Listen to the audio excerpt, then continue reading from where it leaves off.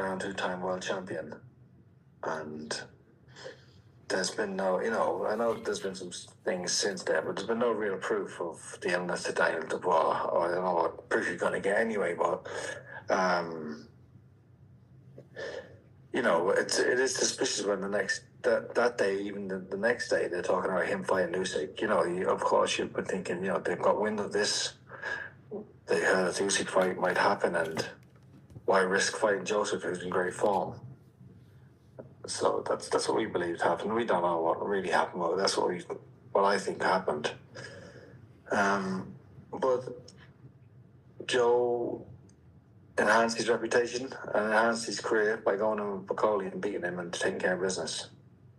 Listen, I hear what you're saying, and from your side, I'm sure people watching this can totally understand that you haven't seen any sort of documents or proof of illness. What I would say is that in counter response, we were, told that the British Boxing Board of Control, a doctor and a Saudi doctor, looked at him, and the board actually pulled him out of the fight. Daniel, according to their team, wanted to carry on.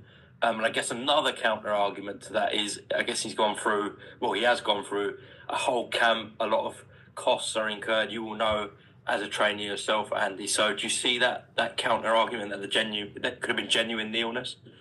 He might have been feeling ill. Listen, he might have been feeling ill. But I would say that's down to his preparation. When you arrive into Saudi Arabia a week before and you're training every day, we went there 3 weeks before.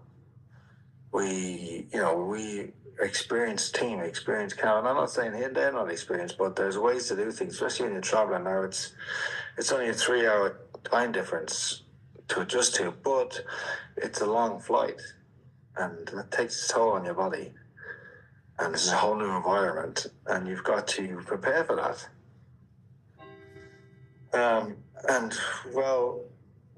Who's the doctor? Who's the doctor? No, we haven't heard from the doctor. Well, it doesn't really matter. It's not going to change anything. And the money that you spend in camp, well, you're going to make twice as much money to buy Usyk. You just take it on the chin. Because the risk, if you're not feeling great, fighting Joseph and losing to him, losing your title, you're just gonna take it on the chin, that money that you've lost. You're just gonna eat it up. Just put it down as an expense and an experience.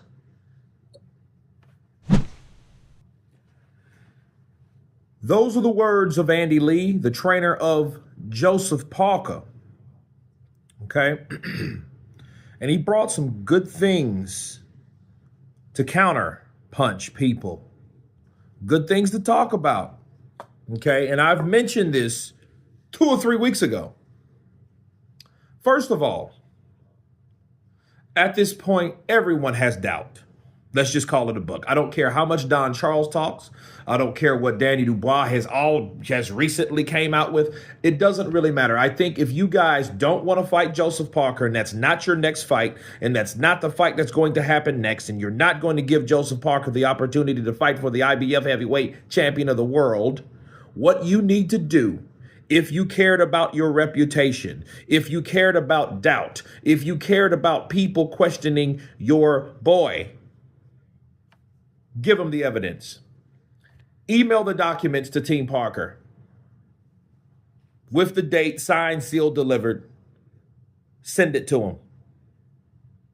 Because whatever was said was written down to some shape, form, or fashion. It wasn't just no one talking amongst themselves. That's bullshit. No, they had to have some type of paper because they had to have some type of antibiotic. If you had some type of antibiotic, you had to have some type of paperwork discussing the antibiotic, discussing what was wrong with Daniel and why he was taking the antibiotic, period.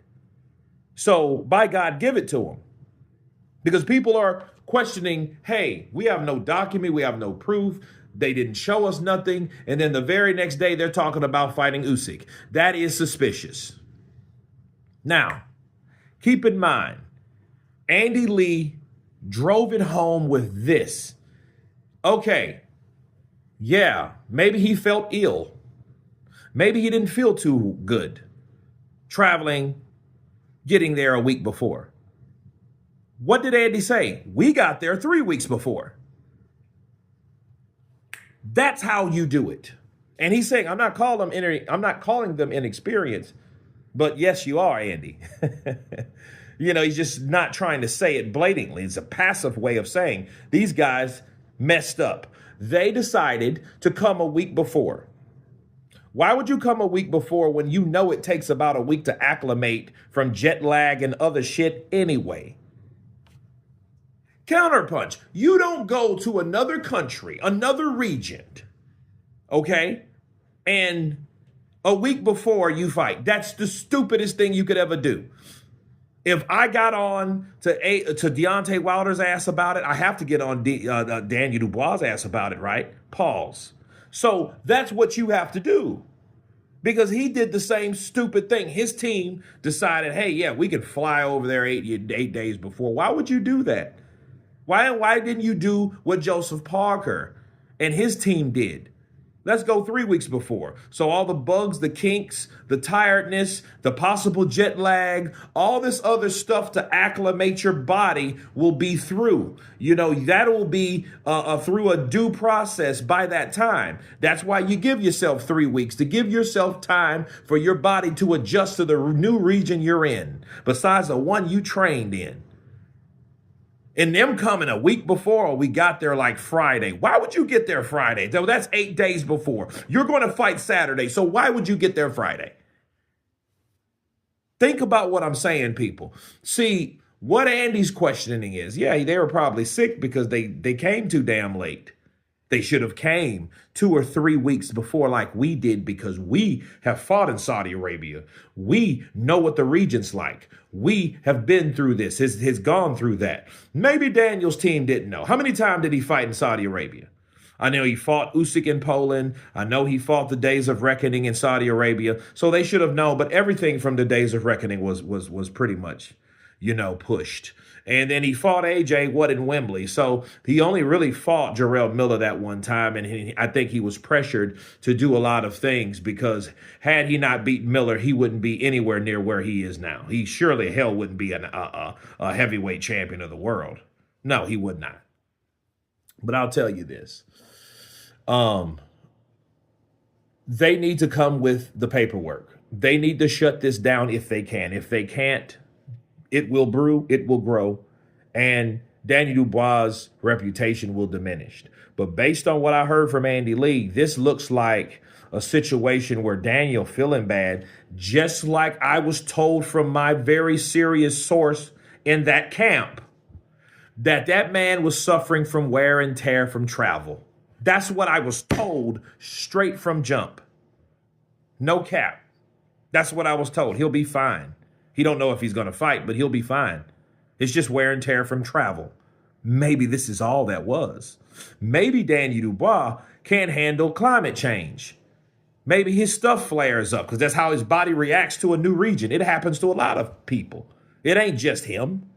Maybe he doesn't have an illness at all. Maybe, just maybe, Daniel's team needs to get more serious and more precise about how they handle Daniel Dubois when moving his ass from one country to the country that he's going to fight in, and do it a lot earlier than they did, and surely a lot more than 8 damn days. Come on, people. That's stupid anyway. That is dumb. It was stupid when Team Wilder did it, and it's stupid now that Team Dubois did it. But you guys tell me what you think of Andy Lee questioning also the Daniel Dubois sickness, a rapid pullout of the Joseph Parker fight. And I will say this, people, okay? And I'm going to leave a little bit for the live, of course, but it makes you think the preparation all belonged to Joseph Parker. He was able to not only be prepared for Daniel Dubois, but he was prepared for whatever fighter they thrown in front of him, and he was victorious. So that tells you that maybe this was saving grace for Daniel Dubois.